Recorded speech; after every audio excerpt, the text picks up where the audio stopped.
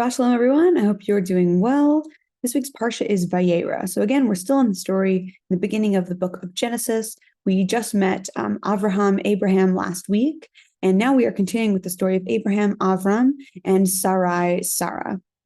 So at the beginning of this week's Parsha, Abraham is recovering from his circumcision.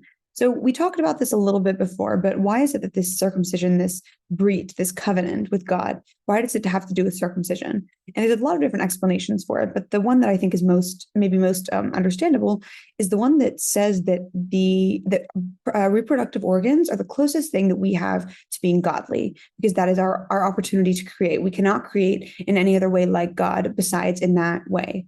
And so that is why the covenant is regarding the Brit Milah. So interesting little point. Okay, great. So Abraham is recovering. It's the third day of his recovery, which is said to be, by scientists, medical professionals, please weigh in, is said to be the most painful day. And as he's sitting in his tent, he sees these three people coming toward him. What he doesn't know is that they're angels. But he sees three people and he hastens to get up and to greet them, to tell them, dust your feet off. Come, I will give you something small to eat. Please, it would give me so much joy for you to come in. And there's a few different things that we learn from this. So firstly, it's that they're angels. They're not people. So why is Abraham going to feed them? Abraham doesn't know that they're angels.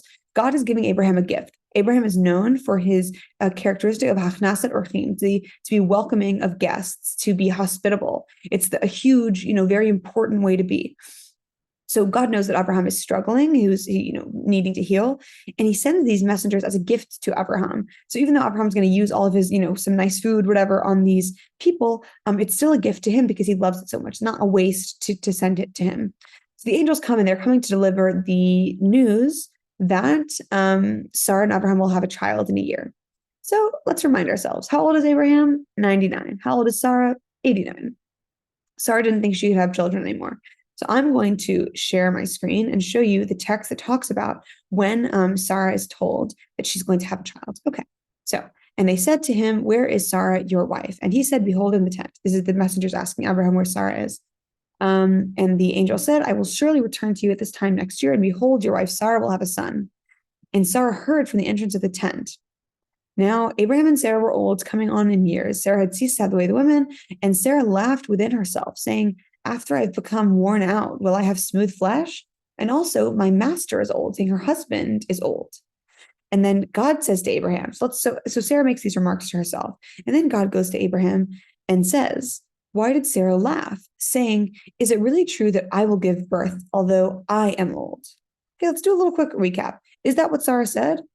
No, she said, "I'm old," but also Abraham's old. But when God tells this back to Abraham, he says that Sarah only insults herself. Why did God do this? Abraham's this very lovely guy who literally, on his third day after circumcision, stood up and wanted to host 3 guests. Why is he trying to protect Abraham's feelings? He's not trying to protect Abraham's feelings. He's protecting Sarah, and he's protecting their marriage. So this is something that I've been thinking about a lot, saying things that are true versus saying things that are kind. So basically the difference between honesty, sincerity, and the way of the world, like what's acceptable. So I think oftentimes we do the polite thing. If someone comes out wearing a hideous dress and it's already too late, they've left the house, and they say, "Oh, is this dress ugly?" You don't tell them, "Yes, the dress is ugly." That would be the truthful, sincere thing to do.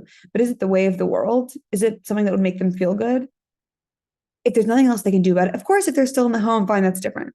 But if they've come out, there's nothing they can do about it. The dress is ugly, whatever. This is kind of the struggle that I have, that should we tell the truth or should we say things that will make people feel good? And I think this situation is telling us that we say things that make people feel good. And it's an interesting point. It doesn't feel like something that we would necessarily learn in Judaism, but that's the case here. God is protecting Abraham and Sarah's marriage. He does not want Abraham to know that Sarah said, "But Abraham is old," even though of course she said that she's old as well. He's protecting their marriage, and I think that's a beautiful point. So lovely, interesting. Okay, great. Sarah is told that she's going to have a child, and the story moves on. We move on because the 3 messengers, the 3 angels that went to Abraham, then continue on to the cities of Sodom and Sodom and Gomorrah, where famously Lot lives. So when God is saying the angels are going to go upon, the text says that God wanted to go check and see how what was really going on in Sodom. So okay, what he says is, and then God said, the outrage of Sodom and Gomorrah is great, and their sin so grave. I will go down and see whether they have acted altogether according to the outcry that has reached me. If not, I will take note. Okay, so someone is communicating, the angels are communicating to God that the people in these cities are being bad. And so he's on his way to see for himself. But isn't God all knowing, all seeing being? Like, isn't that the whatever? And also the text says that God descends, that he goes down to go to Sodom and Gomorrah. Of course, because God is up in the heavens, blah, blah, blah. But why does God need to go in person? This, again, is teaching us that a ruling cannot be made unless you see it with your eyes, with an eyewitness account by yourself. And I think that's also a very meaningful thing. It's not that God's like, oh, yes, I'm God upon the whole world, bow down to me, whatever. God is saying that you must see things with your eyes, that in order to make a true judgment, you must see it for yourself, even if you've heard from other people. And again, this is a very basic thing of just, you cannot just believe everything that people tell you. You must see things for yourself. And I think those are just such powerful messages. Why was Sodom and Gomorrah? Why are they such bad places? Apparently, they were the opposite of Abraham. They were the opposite of hospitable. It was legal to have guests in Sodom and Gomorrah, and this story is interesting how it's paralleled. Okay, so we see Abraham being an amazing host to these people who aren't even real. They're angels. They don't need food. They don't need to be given hospitality, but it gives them so much joy that we do. And then we move on to the situation with Sodom and Gomorrah, that these cities they despise guests, they despise hospitality. It's juxtaposed. So the angels come by. Lot is willing to have them in his house. People find out that there's guests there, and they act horribly. Abraham is upset. He's asking God, "How can you destroy the cities of Sodom and Gomorrah? Would you throw away the righteous even with the wicked?" And again, God is being called out by Abraham. Abraham says, "Are there not 50 men? Are there not 20? Are there not 10?" And this is where we get the idea for a minion. That 10 men creates a quorum, the group of people for praying. The line that Abraham says to God of, "Will you wipe away the righteous even with the wicked?" is a really beautiful line.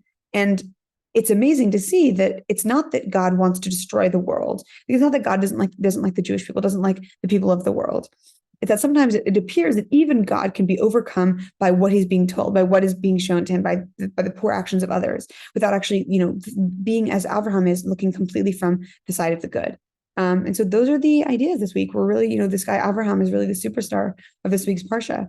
And that is Vayera. Shabbat Shalom. Thanks so much for listening. And God willing, I will see you all next week.